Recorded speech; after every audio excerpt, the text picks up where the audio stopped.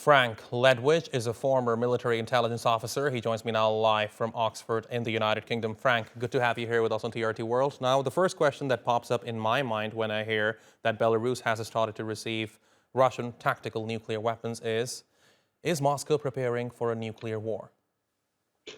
Well, good afternoon. The answer is no. This was announced first in August last year, was re-announced in February, and there was some more talk last month. It's posturing. The Belarusians would risk nothing like the kind of strike that is implicitly being threatened and are not capable of doing so. Their air force is very old and rather extremely outdated. So the answer is no. It's more saber rattling on the part of Putin, and we should treat it in that way, I think. So if it is posturing, is it going to work in favor of Moscow in any way? It's difficult to see the strategic purpose of it over and beyond just reminding everybody that Russia is the world's largest in terms of numbers of warheads that they possess, if not that they can deploy, the world's largest nuclear power. I think it's, given the fact this has been announced and re-announced several times, depending on the degree of supposed readiness that they claim, it's simply a function of reminding everybody that the nuclear card has still to be played, and we have it in our hands. I don't think it will ever be played, but there you have it. It's reminding us they have that. What do you think will be the likely response to this from NATO? Well, what Russia says is that NATO has a similar arrangement with 5 or 6 countries, including, in fact, Turkey. They've had that arrangement since the early 60s, Belgium, the Netherlands, Germany, Turkey.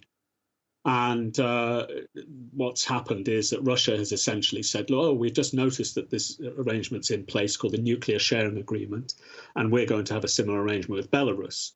The truth is that the NATO Nuclear Sharing Agreement was taken into account multiple times over the decades. So I think we should treat it as a rhetorical device rather than as a tactical or operational one. By the way, if anybody should wish to know, of course, Russia has more than the capability to strike Kiev or any other Ukrainian city or Ukrainian target as it is. It doesn't need missiles in Belarus to do so. Right, and to that, let me say that about 10 months ago, President Biden said that the threat of a nuclear Armageddon is the highest since the Cuban Missile Crisis. Where would you put the threat right now? About the same. The Russians are very clear, and I have a very strong feeling that, and not just feeling, there's good evidence that it's not only me, that China has made it very clear, has been luminously clear, that any use of nuclear weapons would result in an immediate withdrawal of any kind of support and probably some form of other sanction on the part of Russia's only major, I won't say ally, but close acquaintance in this war.